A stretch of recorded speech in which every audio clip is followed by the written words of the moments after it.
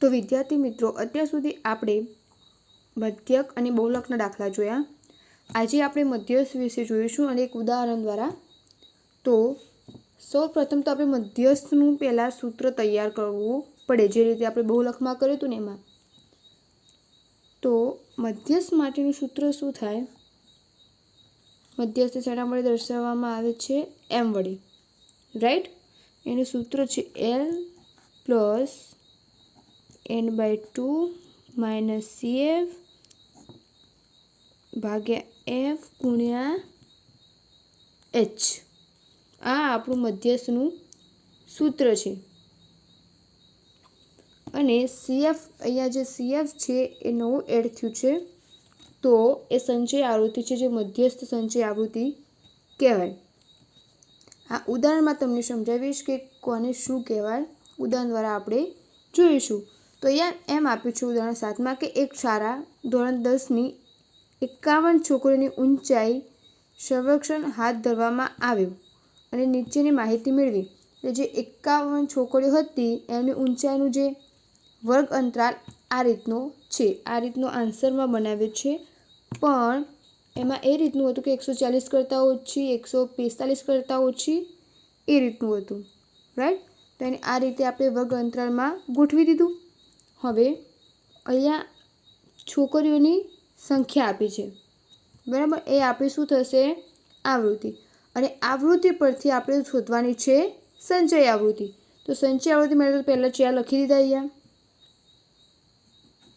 Right. હવે 4માં 7 ઉમેરવાના.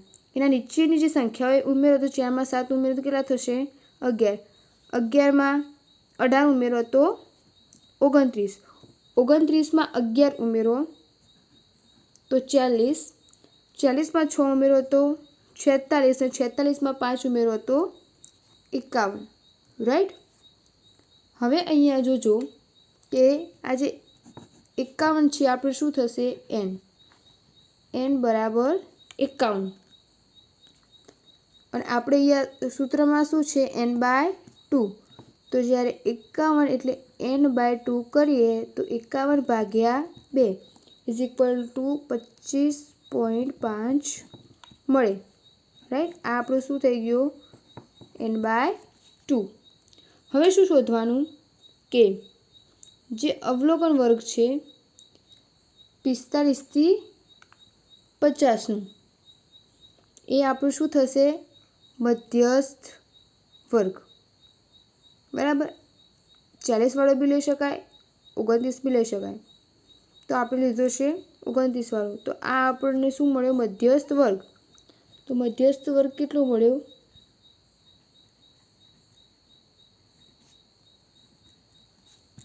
145 થી 150.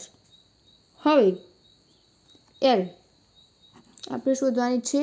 L આગળ બી તમને સમજાવ્યું કે જે વર્ગની અધસીમા હોય, જે આગલી સીમા હોય, એને આપણે L વડે દર્શાવીશું. તો આપણો L અહીંયા થશે 145. મધ્યસ્થ વર્ગની અધસીમા, કેમ કે આપણે મધ્યસ્થ તરીકે 29 લીધા છે. હવે CF. હવે વાત આવે છે CFની. અહીંયા આપણે મધ્યસ્થ વર્ગ તરીકે 29 લીધા, તેનો સામેનું જે વર્ગ અંતરાલ હોય એમાંથી જે પહેલી સંખ્યા હોય એ આપણી L બનશે. અને જે CF એટલે કે જે આપણે મધ્યસ્થમાં ધાર્યું હતું એના ઉપરની જે સંખ્યા હોય એ આપણી CF થશે. સંચય આવૃત્તિમાં જે આપણે મધ્યસ્થ ધાર્યો એની ઉપરની જે સંખ્યા હોય એ આપણી શું બનશે? CF, right. હવે અહીંયા જોજો. તો મધ્યસ્થ વર્ગની આવૃત્તિ, આપણે જે મધ્યસ્થ વર્ગ ધાર્યો એની આવૃત્તિ કેટલી? 18. તો F બરાબર કેટલા મળશે? 18. અને જે વર્ગ લંબાઈ છે, બરાબર, અહીંયા જે વર્ગ લંબાઈ કરી એ કેટલી થશે? 5. તો એને શું કહેવાય? H. તો H ઇઝ ઇક્વલ ટુ મળે આપણને 5. હવે આ બધી કિંમતો શેમાં મૂકવાની? આ સૂત્રમાં, રાઈટ. હજી એકવાર જોઈ લો. તો સૌપ્રથમ હવે આવૃત્તિ શોધી, એના ઉપરથી સંચય આવૃત્તિ શોધી, બરાબર. ત્યારબાદ જે અવલોકન વર્ગ હતો એમાં 145 થી 150 એ મધ્યસ્થ વર્ગ થતો, એટલે જે 18 હતી એ મધ્યસ્થ આવૃત્તિ જેને આપણે એફ વડે લખ્યું, અને એના સામેની અને એના ઉપરની જે થાય ક્રોસમાં એ આપણે શું થશે, સી એફ, રાઈટ, અને 145 આપણો થશે એલ. હવે આ બધી કિંમતો આપણે સૂત્રમાં લખીએ તો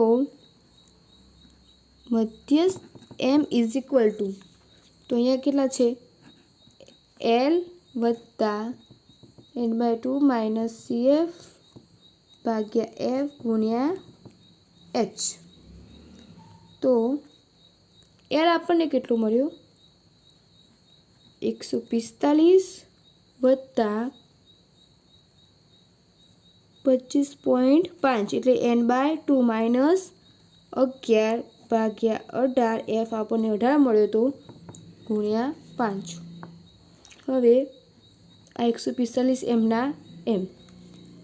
આ સંખ્યાનું સાદુરૂપ આપતા આપણને મળશે 72.5 ભાગ્યા 18, એટલે 25.5માંથી 11 બાદ કરો તો અહીંયા કેટલા થશે, 25માંથી 11 બાદ કરે તો અહીંયા 4 અને 1 14, બરાબર, અને એના 5 વડે ગુણીને આપણને 72.5 આન્સર મળ્યો.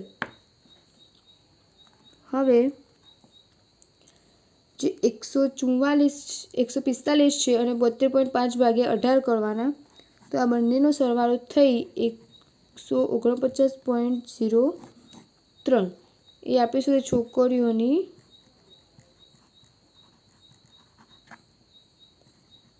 મધ્યસ્થ ઊંચાઈ 149.03 સેમી છે, રાઈટ.